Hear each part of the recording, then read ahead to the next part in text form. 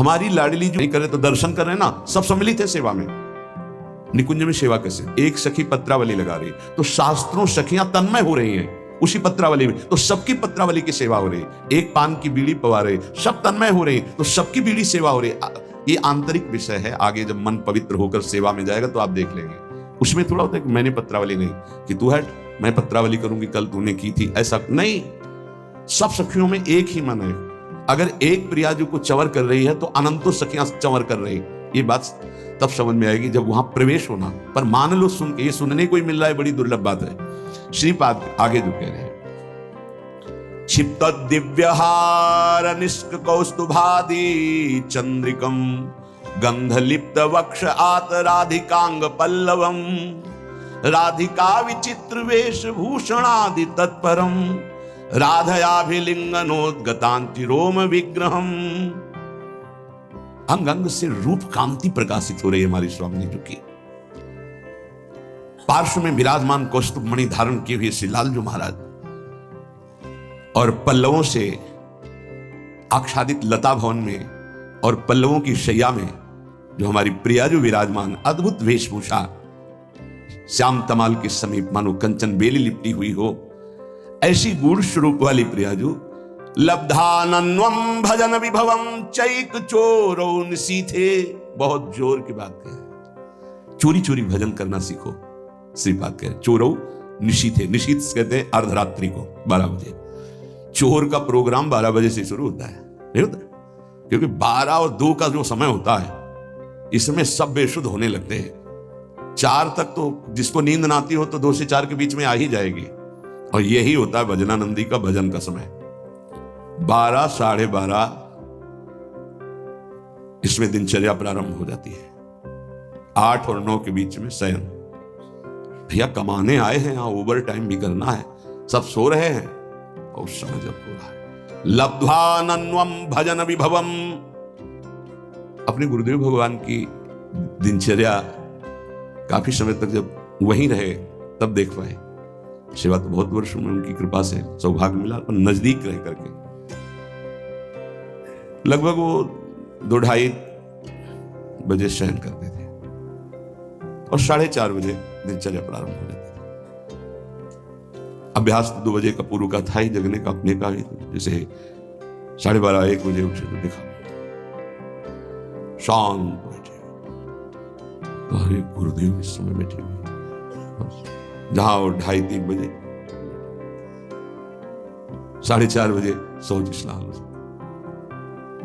क्या जीवन को कैसे प्रियाजू के चरणों में समर्पित किया जाता है, गुरुजनों से समझ में आता है।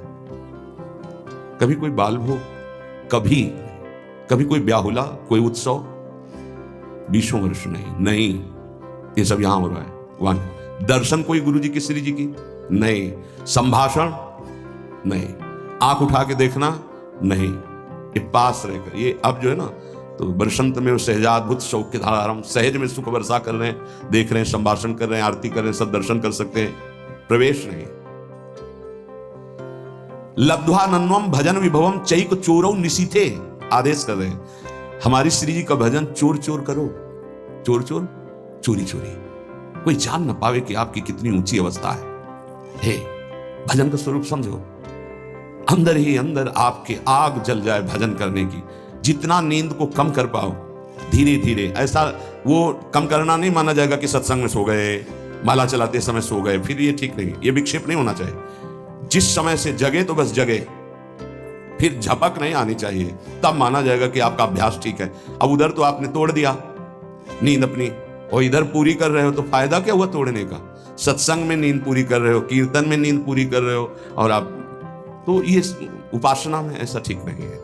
उतना आप सोइए जिससे जगने के बाद फिर आपके झटके न लगने पावे। ठीक राइट टाइम पे बिना किसी अलार्म के पूरे जीवन में उठने का स्वभाव बनाओ, तो वैसे ही उठ जाओगे। वो घड़ी दिमाग में चलती है अपने आप, 5 मिनट नहीं कहते आगे पीछे नहीं। तो यदि आप इसी जन्म में उस महाप्रेम रस स्वामिनी को प्राप्त करना चाहते तो आधी रात को उठो निशीथे और चैक चोरौ, चोर की तरह चुपचाप चुरा के भजन करो, जान न पावे कोई कि भजन का ऐसा तुम्हारा चल रहा है। तब आनंद आपके अंदर प्रकट होगा। विभवम भजन विभवम, भजन का वैभव प्रकट होगा। ए देखो ना कर, ऐसा तुम मान लो कि अब हमको परमार्थ में ही जीना है। दुख आवे सुख आवे, लाभ दिखाई दे हानि दिखाई दे, जैसे एक पतिव्रता अपने पति का वर्ण कर लेती तो स्वभाव का कैसा भी हो क्यों निर्वाह करती है, बस ऐसा कुछ मानना होगा। हमें कोई आनंद नहीं मिल रहा, हमारे कोई विकार नष्ट नहीं हो रहे, हमें कोई लाभ नहीं दिखाई दे रहा, पर हम छोड़ नहीं सकते आपको। हम नरक जाएंगे ऐसे लक्षण है हमारे, पर हम आपको नहीं छोड़ पाएंगे। जीत गए। हमारी बात समझ लेना, अगर समझ पाओ तो। अगर ये बात हृदय में बैठ गई ना कि महारानी जी के सिवा हमारा निस्तार, हमारा कल्याण, हमारा परम हित अब और कहीं नहीं होना, क्योंकि हम किसी काबिल नहीं, अब हम महारानी जी को नहीं छोड़ सकते। बस इतनी बात हमें चाहिए। हम आपसे जितेंद्रीय हैं, मनोनिग्रही हैं, बने रहिए। हमारे यहां केवल अपनेपन की मांग है आपकी, और सब कुछ आप हो सकते हैं लेकिन अपनापन नहीं दे सकते। मात तात सुत दार देह में मति अरुझय मति मंदा, और हित किशोर को होए चकोर तू लखी वृंदावन, सीधे लखी वृंदावन चंदा। एक मात्र प्रियाजू का आश्रय, आदेश विधान सब कुछ स्वीकार। गृह त्याग करा रहे हैं आचार्य चरण, पुत्र पत्नी वैभव सम्मान त्रिभुवन पूजित।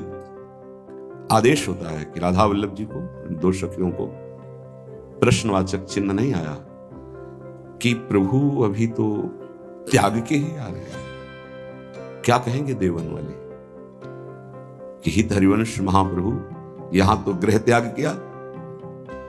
अच्छा, कहीं स्फुरण भी नहीं हुआ। क्यों? जोई जोई प्यारो करे सोई मोहि भावे। आज उसी वंश से, उन्हीं आराध्य देव से लाखों का निकुंज में प्रवेश हुआ, हो रहा है, आगे होता रहेगा। नित्यानंद महाप्रभु बाल्यावस्था से लंगोटी वाले परम वैरागी दिगंबर अवधूत, कैसी कैसी स्थितियां महाप्रभु चैतन्य देव ने आदेश किया, आपको विवाह करना है और ऐसी संतान प्रकट होनी है जिससे लोक मंगल होगा। दोबारा प्रश्न नहीं किया कि आप गृहस्थ से विरक्त में पदार्पण किया, और यहां बाल्यावस्था से विरक्त अब गृहस्थ की आज्ञा सरकार, ये कैसे आज्ञा? कभी प्रश्न नहीं किया। नाम जापक हैं, मार मार के खाल खींच दी गई, उनके हृदय में प्रश्न नहीं हुआ कि ऐसा विधान क्यों बनाया हरि।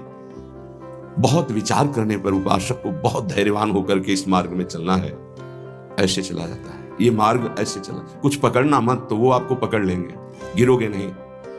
क्यों में प्रश्न उत्तर ये सब नहीं। जिसका हृदय आराध्य देव के चरणों में समर्पित हो जाता है वही इसके रहस्य को जानता है। ये सब साधन एक प्रक्रिया है। अगर प्रभु से अपनापन नहीं हुआ तो कोई खास बात नहीं। साधन का कोई खास, साधन का सब साधन कर यह फल सुंदर, प्रभु पद पंकज प्रीति निरंतर। अभी कैसे विषयी पुरुषों को समझ में आएगी? बहुत सुलझने की जरूरत है, नहीं ये जीवन व्यर्थ चला जाएगा। दुर्वितर्क्यानुभाव युक्ता देवी निकुंज देवी श्री स्वामिनी जी बड़े बड़े तार्किकों के भी तर्क से पकड़ में आने वाली नहीं। जैसे वेदांत दर्शन तर्क के द्वारा, श्रद्धावान तर्क करे तो उसके द्वारा वो स्थापित होता है। कह रहे यहां नहीं, यहां सीधे स्वीकृति करो मेरी महारानी श्री राधा रानी, तो आपके हृदय में बल प्रकट होगा। जाके बल में सबसों तोरी, लोक रीति और वेद रीति दोनों से, जाके बल में सबसों तोरी लोक वेद और कुल कानी। लोक रीति, वेद रीति, कुल रीति, इन सब का त्याग करके रस रीति में प्रवेश पाया जाता है। तो किसके बल से? मेरी महारानी श्री राधा रानी। जाके बल में सबसों तोरी लोक वेद कुल कानी, मेरी महारानी श्री राधा रानी। ये तर्क का विषय नहीं, यहां स्वीकृति का विषय है। अब उपासना बताए। पहले तो ये कह रहे हैं कि ये बहुत निगूढ़ भाव है, इसे वेद प्रमाणित भी नहीं कर सकते आप। श्रद्धा और विश्वास करके रसिकों की बात मान लो। यहां तर्क वितर्क की कोई गुंजाइश नहीं है। ये भाव देश है, ये तर्क देश नहीं है। अब हमारी स्वामिनी जो केवल हाथ जोड़ने मात्र से प्रसन्न हो जाती है, इतनी करुणामय। इसीलिए लालजू महाराज जब सेवा में प्रवेश होते हैं तो ऐसे प्रवेश होते हैं, करबद्ध। बहुत कृपालु हैं, दयालुता की, सरलता की मूर्ति हैं स्वामी जी। जो बड़े बड़े सिद्धांतों की रचना करके उपदेश करने वाले और उनके फल को देने वाले प्रभु हैं, ये उनके अधीन है। प्यारी जी की एक भ्रकुटी के इशारे से घोर पापी को भी वो पद प्राप्त करा देंगे जो बड़ी बड़ी साधनाओं से नहीं मिलता है। विश्वास कीजिए, आपको लगेगा केवल बातें ही हैं कि प्रमाण भी है। तो नरवाहन जी कोई भी सदाचरण नहीं था। 84 कोष ब्रजमंडल का मूर्धन्य राजा जरा भी ब्रज 84 कोष में उनके खिलाफ या उनकी अधीनता ना स्वीकार करने पर प्राणदंड मिलता था। सीधे प्राणदंड, कोई क्षमा याचना नहीं, ऐसा उनका स्वभाव और प्रभाव था। महाप्रभु हरिवंश चंद्र जो राधा वल्लभ लाल जो पालकी में विराजमान रसिक जनों के साथ गुण कीर्तन, नाम कीर्तन, जय जयकार होते हुए आए और लता भवन में विराजमान किया। सेवकों ने सूचना दी कि कोई महान तेजस्वी पुरुष आभूषण आदि लेकर के अपने इष्ट देव के साथ पधारे हुए हैं, और उनका तेज ऐसा है कि हम लोगों की हिम्मत ही नहीं कि उनके सामने जा सके। ये आपसे निवेदन करते हैं। नरवाहन जी ने विचार किया कि ऐसा कौन तेजस्वी ब्रजमंडल में जो हमारे आज्ञा पर क्रूर हिंसा कर देने वाले, कठोर हृदय वाले भी भय धारण कर रहे हैं, सामने नहीं गए, हम स्वयं चल के देखेंगे।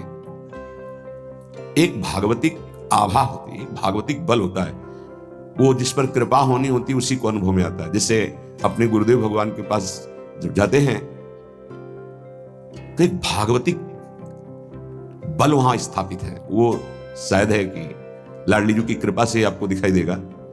रोम रोम उस समय बिल्कुल अलर्ट रहता है, सावधान।